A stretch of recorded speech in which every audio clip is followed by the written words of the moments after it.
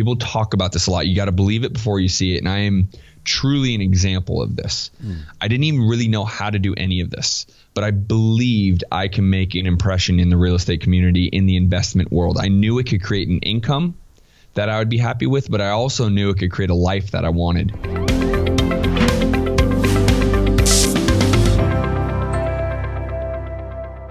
Hey guys and gals, Trevor here with Carrot, and I've actually got it, every now and then I bring in some of the guys who are actually in my mastermind, who have attended my own mastermind sessions.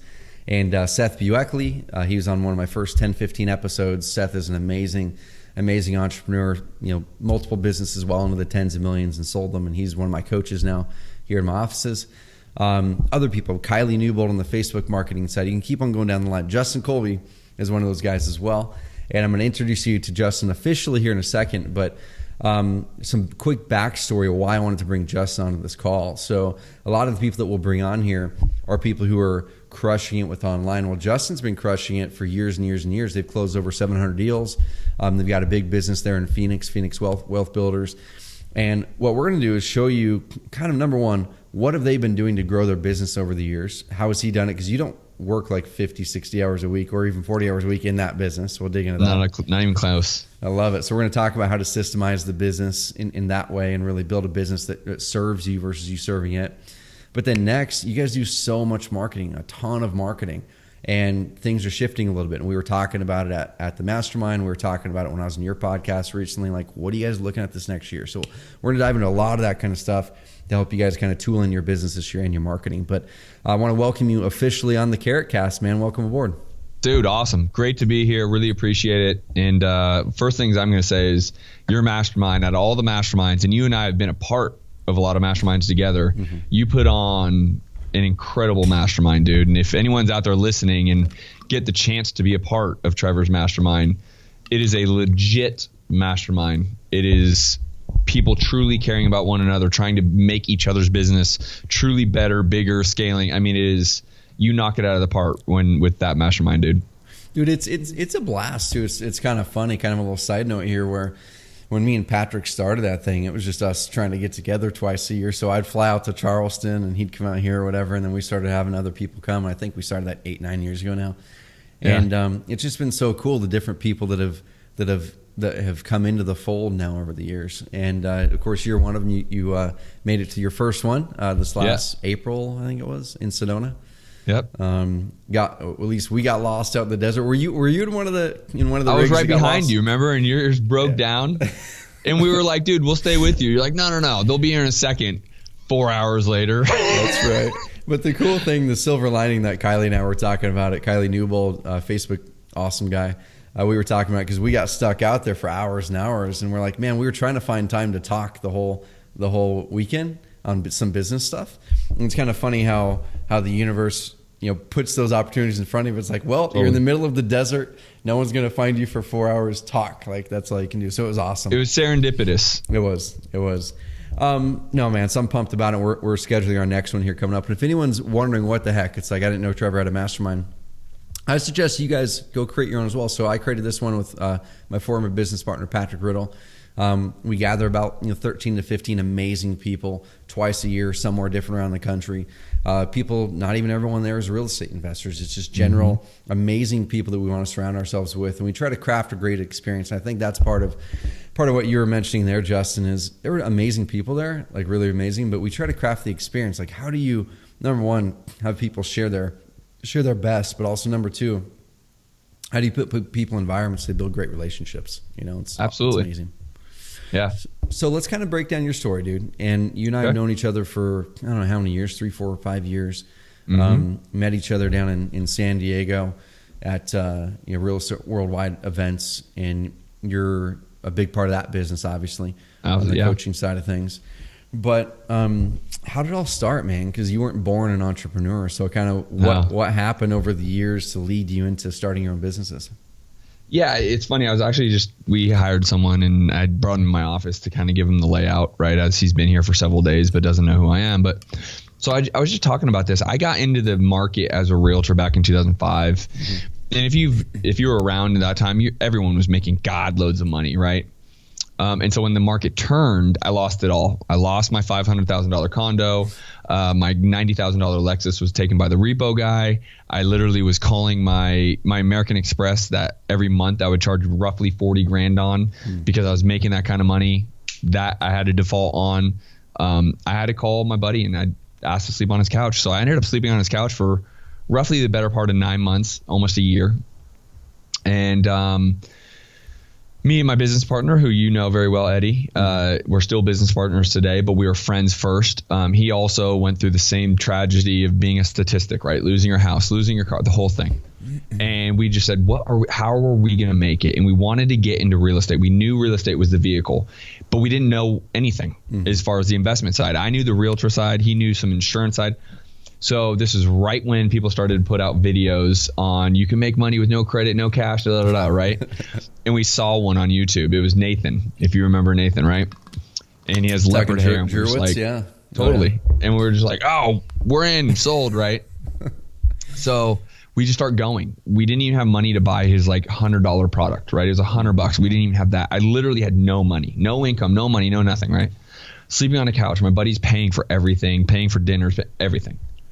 And I just had a belief, right? People talk about this a lot. You got to believe it before you see it. And I am truly an example of this. I didn't even really know how to do any of this, but I believed I can make an impression in the real estate community, in the investment world. I knew it could create an income that I would be happy with, but I also knew it could create a life that I wanted. Now, did I see kind of the public figure and the podcast and some of this side? I didn't really, but I knew that that was more of where my purpose was going to end up. And so it took us 9 months to get our first deal. I mean, literally. So if you're out there listening to this and following Trevor, 9 months before I made a single penny. I was sleeping on a couch, had no money. And if you're wondering if you can do it, you absolutely can. If you want it bad enough, it's a simple choice, right? You have to make the choice to want it and believe that you can do it.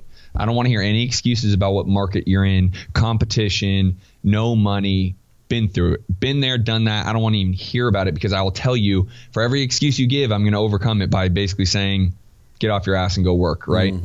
So it took us 9 months and we got our first deal done. We made $7 grand. We split it. So at that point, instead of top ramen, now I'm eating hot dogs, right? Now, that's how I like to explain it. A little like, protein in there, yeah. Yeah. So then we got our second deal done before the year ended. So we got 2 deals our first deal year. Made 14 grand. It obviously is not life changing, but what it did is it set us on fire.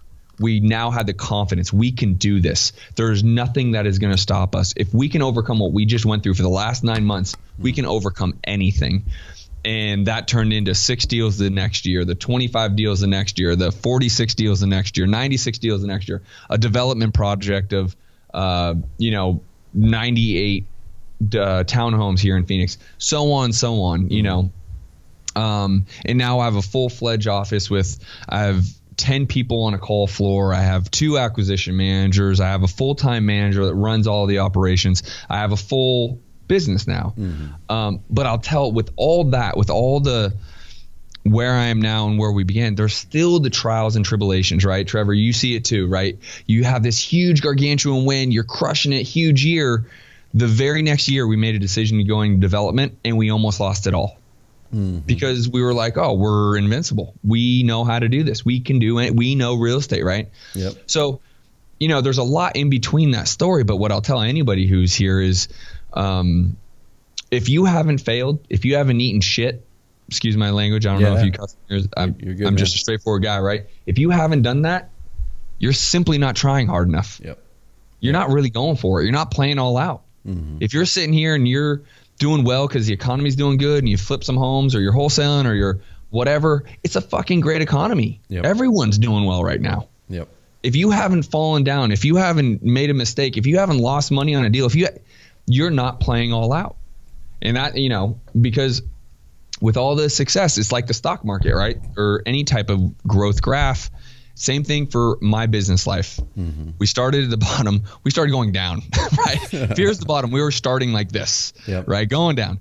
But then we hit this thing and came up and went down, came up, right? And our business cycle has done that. But if you look the trajectory, right, if you have a straight line, we're still way above where we would be, even though you dip below and then shoot back up. And right. And so, guys, you have to get in the game. You got to give yourself a chance to swing at the ball or nothing will happen. So that's kind of my story. You know, I definitely have the story kind of coming from nothing and making it, which a lot of people are attracted to, because I literally was sleeping on a couch, no money. I refused to go, home and call mommy and daddy and say, please help me. Yeah. I was 26 years old and I knew I could make something of myself, but it comes from a belief, right? And that comes from within yourself. So, dude, there's so many things that I kind of want to unpack there, because I'm a big mindset guy, and, sure. And I've broken down my own story tons of times in the podcast, and everyone who's been listening for a while, you know a lot of my story. It's very similar, right? Where I didn't have the moment where I lost everything. I just got out of college. I didn't have anything. I had some properties, but I was asset rich, cash poor. Sure. Paid my taxes on my credit card that first year because I didn't know I was supposed to actually save money to pay taxes. Right. Dumb. I know. Taxes. Wait a minute. What? Yeah, exactly. Anyway, but no, it's the same kind of thing. But that's one thing I remember that first couple of years where my mindset, it was hard, right? I wasn't cracking through and really getting my businesses going, but it was this mindset switch that I flipped like halfway through that first year, was going, okay, number one, is it possible that I can do this, right? So then you look around and you go, well, shoot, that person's doing it, and that person did it, and that person did it, and well, they're kind of like me, and okay, yeah, it's definitely possible then. So then the next question is like, are you willing to then put in the work and make sure that you make it work too? And then I'm like, well, shoot, it's not a matter of if this works. And that's one thing I see a lot of people. They're like, well, I'm going to give Carrot a try and see if it works. I'm going to try this for a little bit and see if direct mail works, or if SEO works, or if real estate works, or whatever it is. As soon as you have that if mindset, it's like you're already giving yourself an out. So I'm like, it's not a matter of if, it's just when. The only variable is when is this going to happen. So you just work your butt off on it. Sounds like you were the same. Well, and and it comes from a passion, right? Like I loved I graduated UCLA, and I'm kind of a deal junkie, but I like the art of the deal. Mm-hmm. And so it was inevitable. Like I literally came out of UCLA and went through like a management program, and I opened up my own company. I was 25 years old, right? Like I've always had this entrepreneurial, I've never had a boss ever. I've always owned my own companies. And I've always paved my own path, and that's not easy for everyone to do. Mm-hmm. And sometimes I lose that, right? Because it was just what I did. That's just what I did, right? But you have to have a passion for it, right? So I was speaking to a friend who's in a great place in life, right? And when I say that, he's also upside down, which means he makes a ton of money. He makes 7 figures a year. He has a $3 million home. He has a beautiful wife. He has 3 incredibly beautiful, talented, intelligent kids. He's not in real estate, by the way. Yep. Totally different industry. And I was sitting down with him yesterday, and he's at this place in his life that's like, got to shake things up. So have you heard of Way of the Warrior, I think it is, with Gary White? Yeah. Okay. He did that.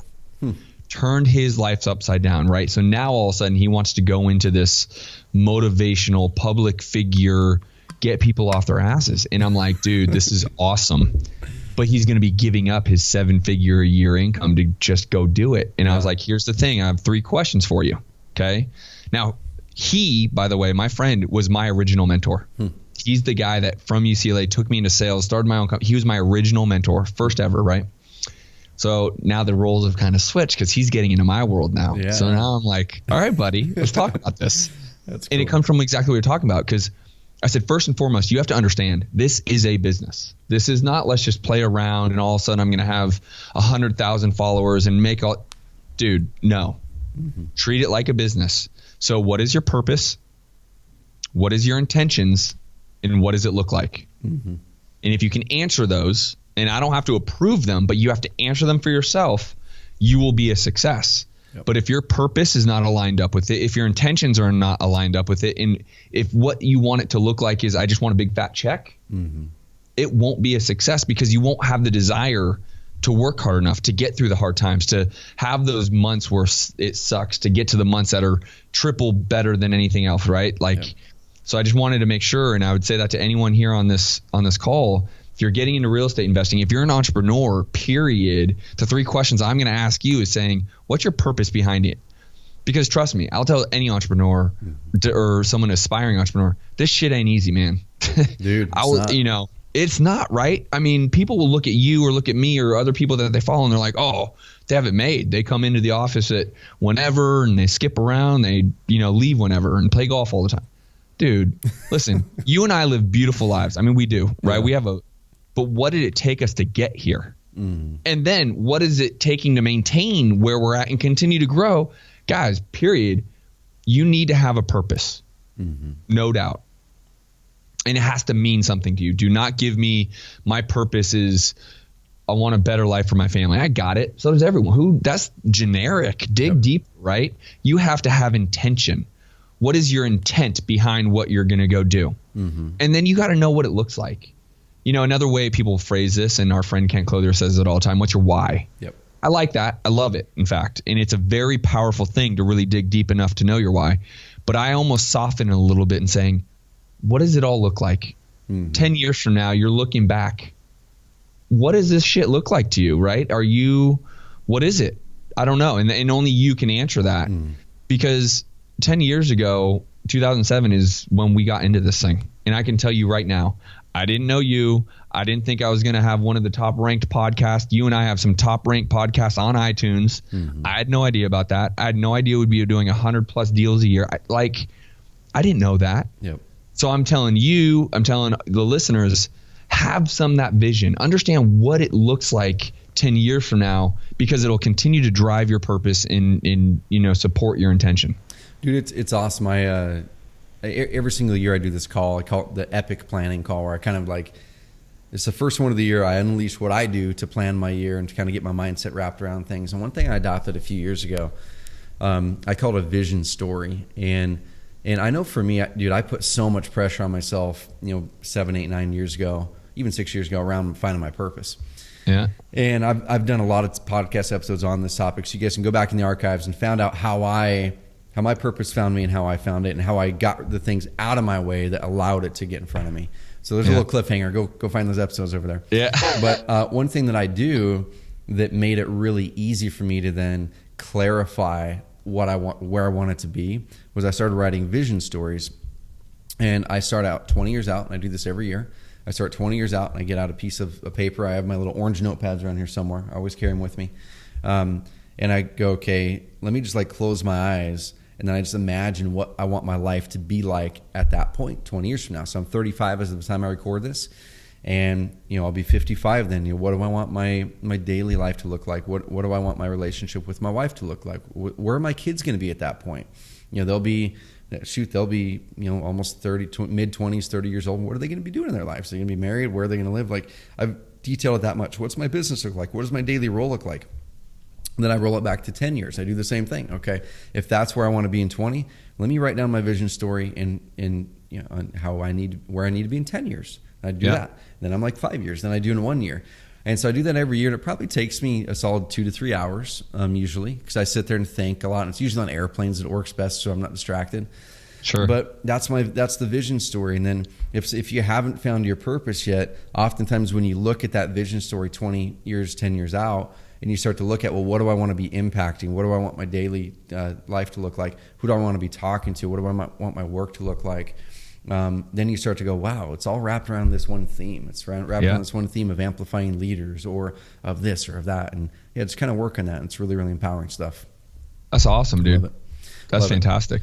Dude, so one thing you mentioned in there, I kind of want to make this transition is the point to where you have your business now, right? Where you've got a team. Not everyone wants a team as of the time they're listening to this. Dude, I know when I started Carrot, that was one of my things. I'm like, I don't want to build a big team. I'm max going to have 8 or 10 employees.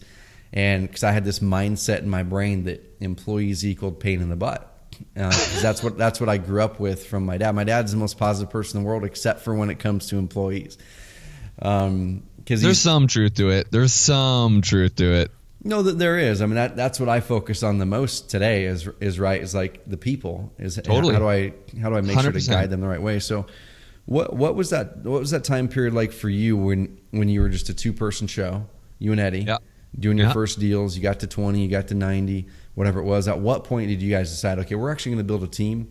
And what do you and did you want to build this business into for you? I'm talking like, how many hours a week do you work in that business now? How many hours did you work starting the business? And where did you make that mental mindset shift that you didn't want to be working in the business every day?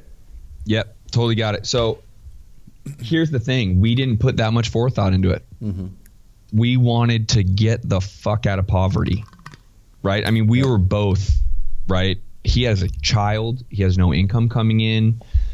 Both of our cars, there's a part of this story where we traded cars. I was still in California. He was in Phoenix. Mm-hmm. And both our repo guys were coming after our cars. So he drove to California, gave me his car. I gave him my car so we could keep our cars a little bit longer, right? I mean, we were in poverty, dude. Oh, man. So I hope the law enforcement so sorry, guys. And so we didn't put a lot of forethought into it. So we were like, let's get our first check. Mm-hmm. And that was the ultimate focus, right? And I still believe that needs to be your focus, right? And the grind mode and the hustle and that grit and the tenacity, I'm going to fucking make it. I'm going to do this. That's got to be the first 2-3 years of business. Yep. But what gets you to the place that you might be in 2 or 3 years, which after the third year, I think we were doing 50 deals a year or something like that. Mm-hmm. It won't help you get to 100 plus deals, top ranked podcast. I mean, you can see the green screen behind me constantly shooting video for our student bodies and blah, blah, blah, right? It doesn't get you there. Mm-hmm. So you have to figure out, okay, well, I can't do it all. And there's only 2 of us. So we've done it all. Mm-hmm. There's got to be a place of leverage for us to grow.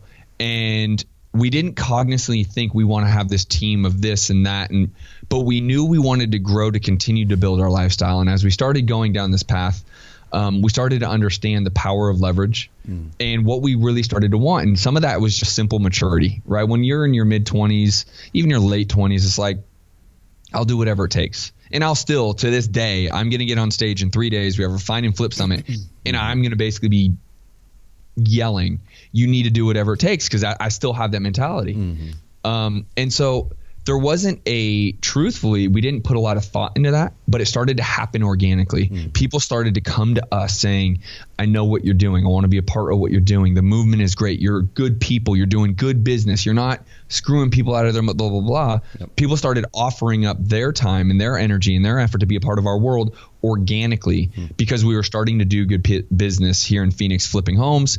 People were catching wind of it and they wanted a piece of kind of what we had. So then what that translated into was me and Eddie sitting down. What do we want for our lives, right? Like, he has a child. He wants to be an incredible father. He wants to be the number one dad. And I can proudly say he is doing an incredible job, right? I mean, he literally leaves the office every day at 2:00, picks up his son, gets him home. Like, he is on it, right? Wakes up every morning, gets his son to school. It's something that's so meaningful for him. And he's doing an incredible job doing that. He started to create that probably 3 or 4 years ago as we started to grow. We started to understand, what do we want for life? Because listen, are we going to be the richest ever? No. Okay. We're not going to be the richest real estate investors of all time. Can we build something that can create a lifestyle that most people are going to be incredibly envious of? Fuck yeah, we can. Mm-hmm. And that's where our intention started to go, is the way I put it, impact and income. Mm-hmm. I need to create a massive impact on this world through real estate and through education and through coaching. And with that will come the income, because the bigger the impact, the more the money is going to happen. So that started to become our mantra, or at least mine specifically, that if we can do good in this side of the business, the rest of it fall into place. And so, now in the real estate business, truly in the real estate business, if we have 40 hours a week to give, I give 5. Mm-hmm. We have, between now and February, we have 22 deals closing. So I couldn't tell you one address, by the way. We have a whiteboard right outside my office that has all of them. Yep. Tell you one. So is Eddie kind of more in the day-to-day of the real estate side? He is more the operational. Yep. Absolutely. Cool. I'm more the creative. I'm more the driver. I create the opportunities. Mm-hmm. We just got this incredible opportunity with a hedge fund. Hedge funds are back. For those of you listening, if you're a seasoned investor, they are back and buying heavy because of our notoriety, because of my public figure. They kind of tapped us saying, hey, we need a lot of properties and we know you guys are the real deal. Go get as many off-market properties as possible. That has opened the gates for us, right? But Eddie runs a lot more of that operational where I create the opportunity for it, right? So I'll get the opportunity and then I'll put it on Eddie's desk saying, here's this incredible opportunity. Figure it out, right? Dude, and that right there is so important. And this is something I really missed the boat on with my previous 2 business partnerships. So my previous 2 business partnerships, amazing guys, still great friends of mine, right? I mean, they're in the mastermind. They're really, really good friends of mine. Yeah. But the problem is we were so much alike. We were all the visionary kind of creative people, and it just didn't work for the business. And that's something I highly suggest you guys find. There's a book, dude, I think I actually heard about it at either my mastermind or at the boardroom. The first couple of times I was at it. It's called Rocket Fuel. Oh my God. Incredible. Dude, it's Brad Costanza that mentioned the book. Yeah, of course.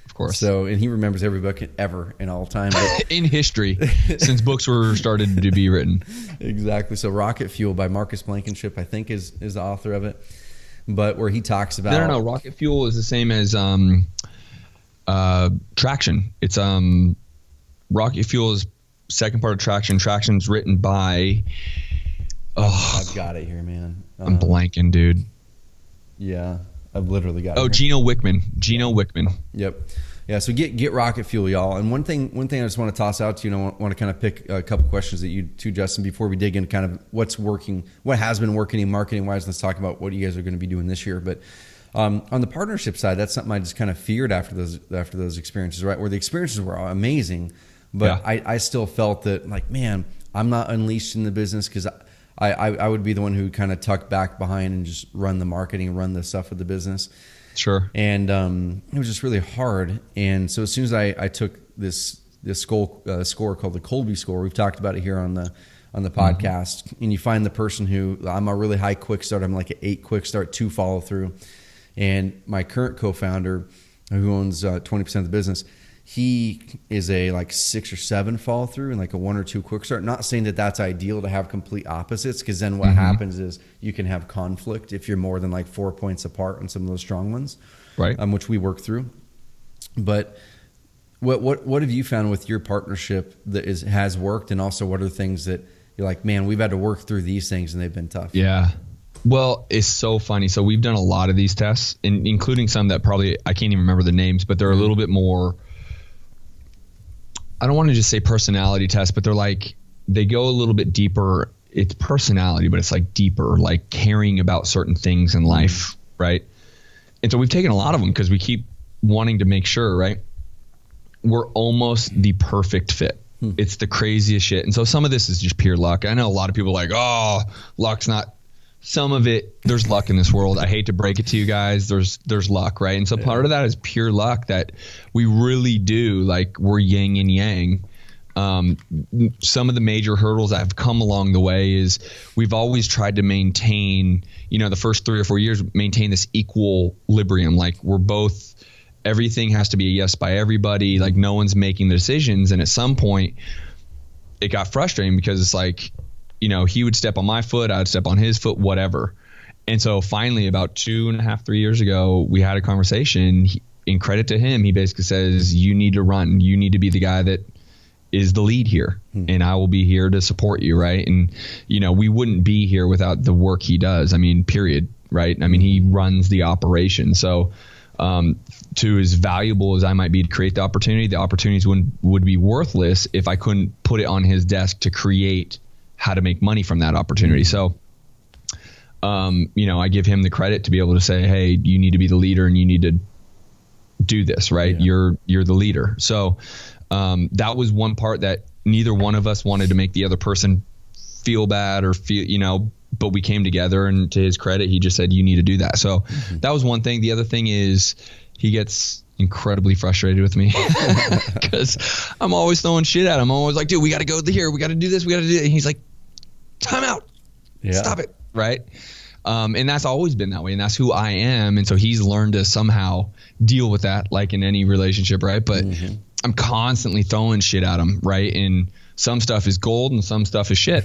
And he's able to decipher it. And I ask him to do some incredibly hard things, and he puts his head down doing it. And so, that's always a point of contention. I would think he's great with me. Right. But there's times I know went too far and have to say, hey dude, I'm so sorry. I got it, Yep. But besides that, man, I think we've just had, again, part of it is luck. Part of it's a personality thing. Part of it is we both kind of grew into a spiritual adulthood somewhat at a similar time. I probably started a little bit before. And so that growth has made us better communicators and better. That's the key to any relationship, right? We both are heterosexual men, but we're in a marriage, period, right? Yep. It is what it is. And you got to communicate. So it's got to be something that you communicate. And you guys can go ahead and get started. We have our meeting right now. Yeah.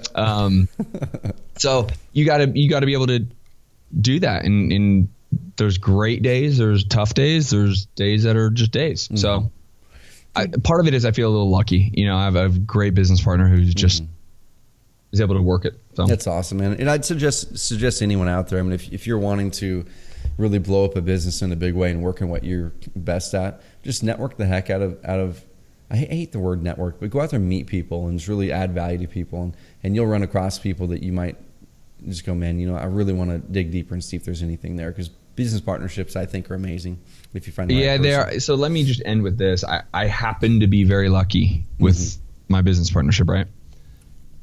After coaching thousands of people, I will tell you the number one thing most people want to go to is they're scared to do it themselves, so they want a business partner.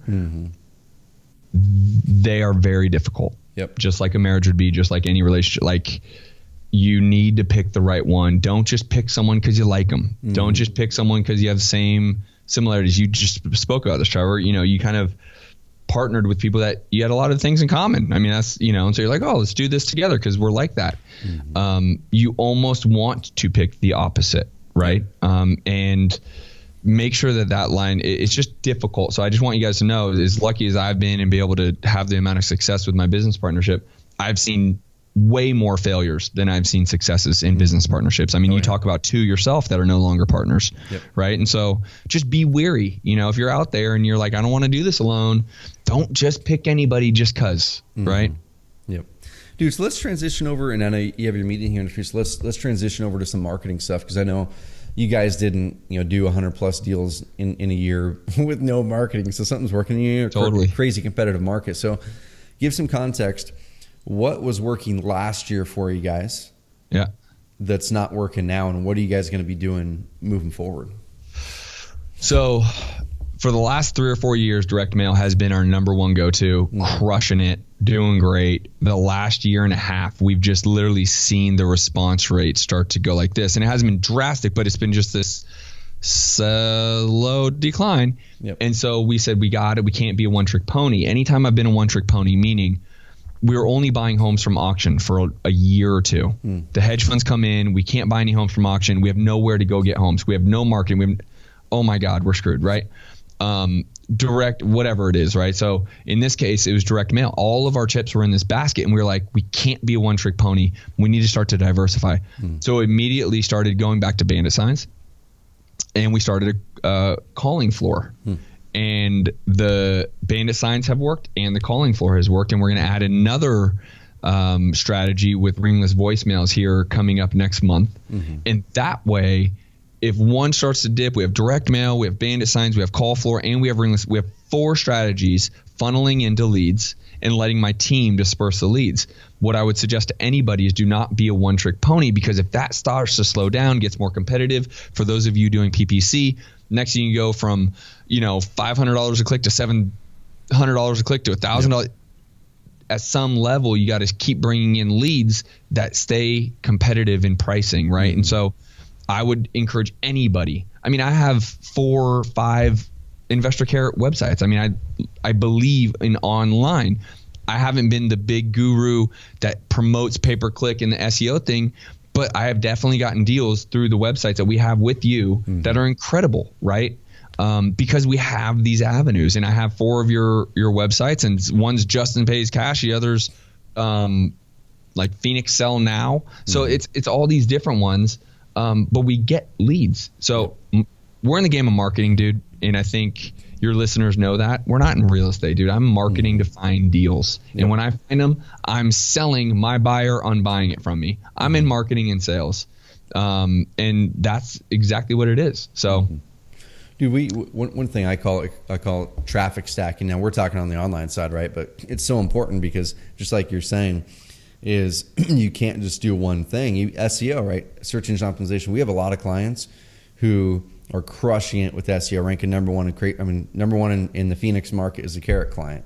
Not you, right, man. We need to get you there, but damn it, it's a Carrot client, and he's doing really, really well. But the thing is, Google is fickle, and Google can make little updates. And we've even had sites that we own ourselves in markets that were ranked number one for 2 years, and then they were like number 4 overnight. And then you got to go, shoot, what happened? You got to then get back up there. It takes another month to get back up there, a month and a half or whatever. So totally. If you don't have those different avenues, you're really going to be leaving money on the table. And like Justin said, you don't have a safe business. And that's one thing that has been critical for me in this current business is like, I want to make sure that we always have this business so it's solid, it's stable, financially stable, and it's consistent and predictable, where I can predict next month this time what my income is going to be within 5%.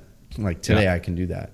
And that's awesome. A lot of real estate investors can do the same thing, but they can only do that when they have multiple lead sources like you're talking. And you just know when we put out this many direct mail pieces, this is the response we get, and here's how many deals. When we make these many phone calls with this list, here's how many deals we get. When we put out this many bandit signs in these spots, here's how many deals we get. So you guys are pretty decently predictable as long as you can stay consistent with getting those marketing pieces out there.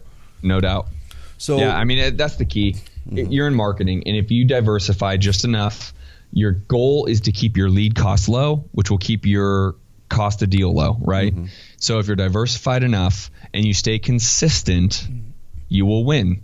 The only reason people don't make it in the real estate investing world is they're not consistent. They give up, they quit. They're not, or they, 1 week on, 1 week off. That doesn't work. Consistency, right? That's part of my formula for success is I've just been the most consistent. I've never given up. I've failed more times than you, but I have never stopped going. I fall forward every time, and I'm patient. This is not a rich man's game in terms of quick money, right? This is not a get rich quick and you're out. I'm in this for the long haul. Like I was just talking to my buddy, like our next big player is hundreds of apartment complex or doors, right? That's our next big play. Now, is that this month or next? No, but I'm patient. We'll get there. There's no doubt. I'll tell you right now, you're going to have me on this podcast again at some point, and I'm like, oh man, we have 250 doors, right? But I'm patient and I won't quit. And that's been a big secret to my success. I love it, man. I love it. So on breaking down a couple things, we'll let you get to your meeting. So on the cold calling, so the call floor, what lists are you guys calling? Then how many calls does it usually take you guys to close a deal?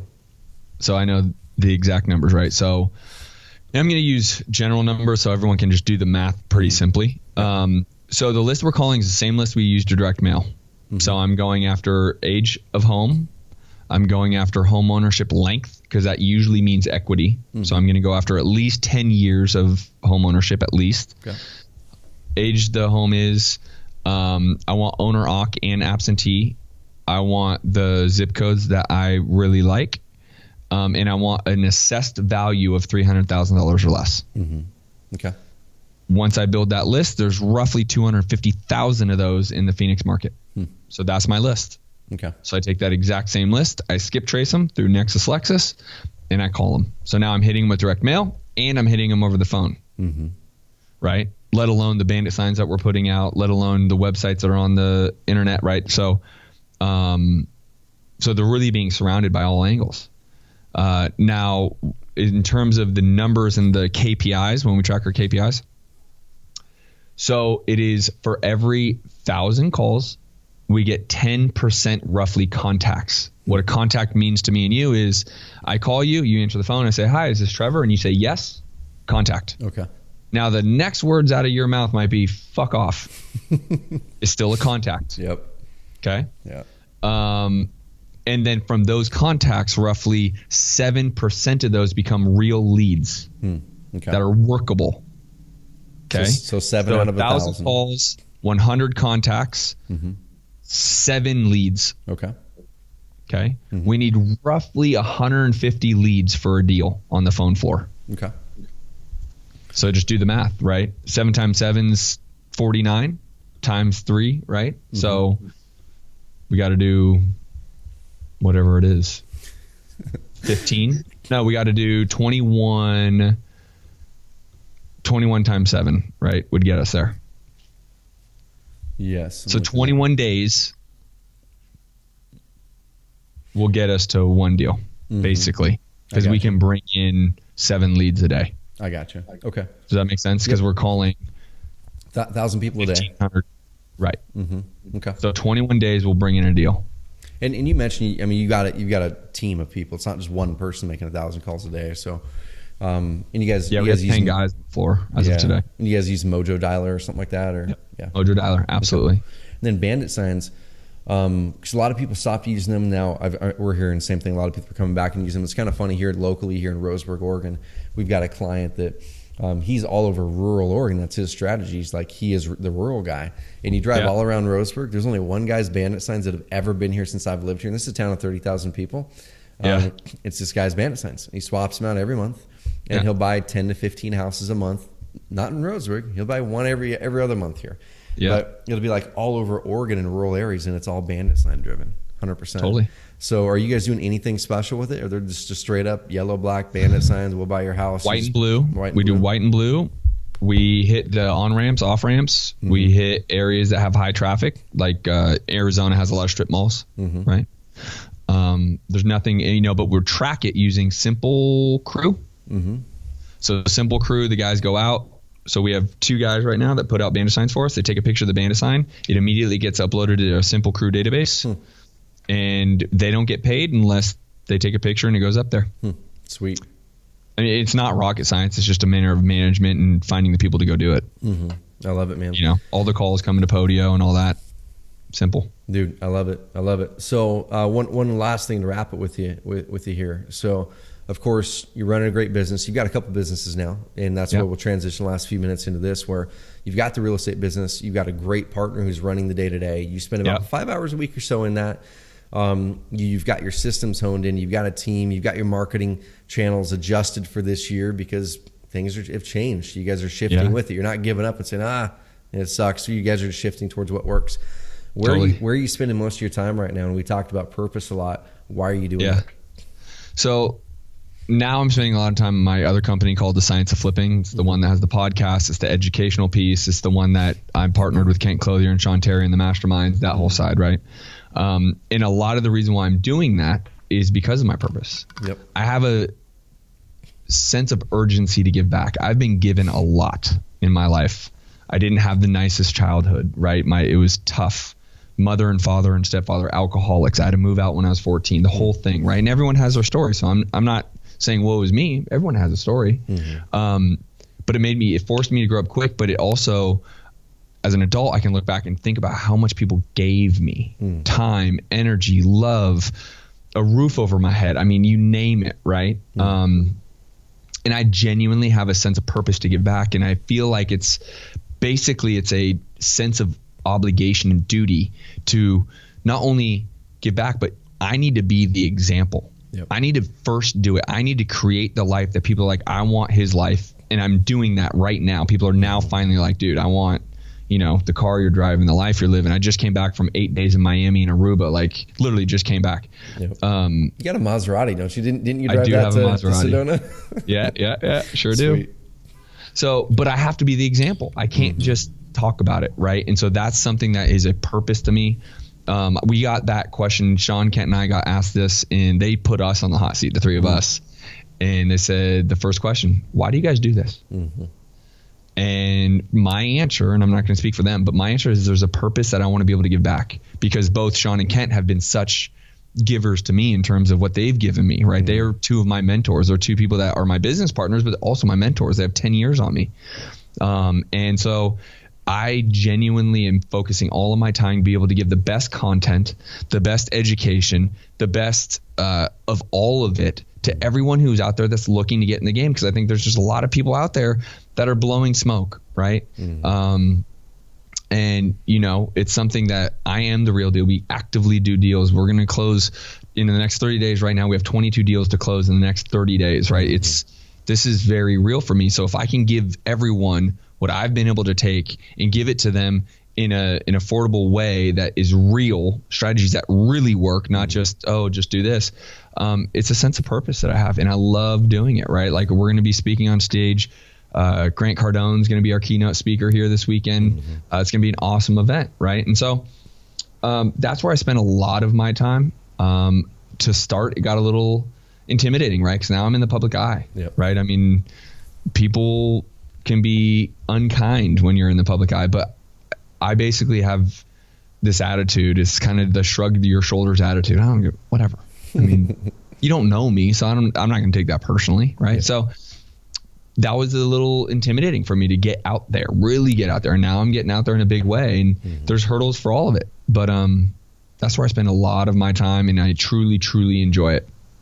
Dude, it's so cool. And I'll this will be my final thought for the podcast, and it's this right here, dude. So we talk a lot here at Carrot about changing family trees, and so my oldest daughter, she's 7 years old, and she's old enough now to where she notices things. You know, she notices that her dad has the flexibility that her friend's dad doesn't have. She notices the people that send notes and messages and literally things in the mail to me thanking us at Carrot for what we're doing for them. She notices the pictures that people take with the Carrot buds that we've got, and all of these things. She'll notice when I'm just talking with someone, she'll say, is that person an entrepreneur? And she's a 7-year-old, right?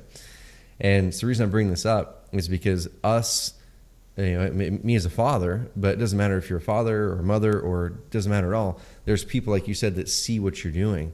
And if you can help guide that person to a better life, if you can help implant part of what makes you into them and amplify the best out of them so they can live a better life and create a business possibly if that's what's in their cards, and inspire their kids, inspire other people around them, we're just going, man, that kid, you know, Caleb, that emailed us last week that said he's leaving college. He made $60,000 his first year. He's leaving college. He's graduated, not early. But he made $60,000 his first year using Carrot to run his business. He's like, man, I'm so thankful and grateful because now I'm leaving college completely confident what my career is going to be and happy. And he goes, I've got so many friends who don't have jobs yet because I feel like I have control of my life. I'm like, dude, you keep marching forward with that because your friends and your kids are going to catch on to that. And you're going to start to change their family trees for generations. So I love it, man. You guys are doing the same thing. And it's part of why I think I resonate with you guys so much is you guys are amazing at the business side of it. You're the real deal. But also you're going, okay, I'm not just going to tuck away and go from 150 deals to 800 just because of the number and not educate other people on how they can make their life better too. Absolutely. It's all about giving back. I mean, I just got shivers when you're saying it because I'm just thinking about the things that we've done, right? From the Christmas holiday time where we go and it's a company-wide thing that we go and pay off layaways to we just donated and bought basically 2 homes in a village in Haiti to be built last mastermind, right? So we went and basically paid for 2 homes to be built in this village in Haiti so people in Haiti can have a roof over their head. And it's just not about the money. And fuck, I love money as much as anyone else, and I love what it can do for me, right? But to be able to have a purpose and intention with giving back, and I swear to God, the more I've given, listen, for those of you who go to church, a lot of people call it tithing. I'm going to remove that whole thing. The more I've given with my time, my energy, my effort, and my money, the more I've received. Not kidding. The bigger my bank account has grown. And it's because I continue to give. And if you give, you always receive. I believe in that so wholeheartedly. And it's not always just money, right? So, man, I'm just pumped. 2018 is going to be a great year, man. I love it, dude. And congrats on the event coming up here. I'm bummed I'm missing it this year. I've been at the last 2. Just didn't work out. My wife's actually in Guatemala giving right now. She's in Guatemala on a mission trip. So not able to make it. You guys are going to crush it, though. And, dude, I just appreciate you as a friend. Hopefully see you at the next Mastermind as soon as we actually announce when it's going to be and where. But everyone, go over to Science of Flipping. Is it just a scienceofflipping.com? Yeah, you know, it's funny. So I always just say, hey, go to Science of Flipping and I'll give you, you know, my free book, which you can. Go to the scienceofflipping.com /free book. It's the same book I sell on Amazon. It'll just be an e-format. Download it for free. You know, I was just sitting here talking about giving. So you and I both know I started my academy. What I want to do for your listeners, if they so want, they can email me at info@thescienceofflipping.com. Email me directly, info@thescienceofflipping.com, and I'll give them a free month so that they can get started with incredible content from wholesaling, rehabbing, Sweet. Content. And I know you specifically, we are going to be dropping a bunch of online trainings from you into the academy. And so if they're already your listeners, your followers, you're going to have a huge segment in the academy that will be dropped in there, but it is live, it is up and running. And I want to give your listeners a free month just to give back, to get them on the right path between following you and maybe starting to follow me. Email me and I'll set you up with a free month at info@thescienceofflipping, free month. I love it, man. So the Science of Flipping, guys and gals, make sure you put the in there, at thescienceofflipping.com. So Justin, appreciate that. Got it, man. Go find his podcast on iTunes. Great podcast over there as well. And just reach out, follow Justin, see what they're doing. If you resonate with the way they've grown their business, I love it. And go learn from them, guys. I mean, I've known them for years and years and years. So these aren't people I just picked off the street and said, I'm going to have them on the podcast. And I've been in multiple masterminds with them, hung out with them a ton, and see behind the scenes and what they're doing. So you guys are in good hands. Justin, thanks for your time, man. I held you a little bit longer than expected. Get over to your meeting and keep crushing it, dude. Thank you. All good. Peace out. All right. See ya.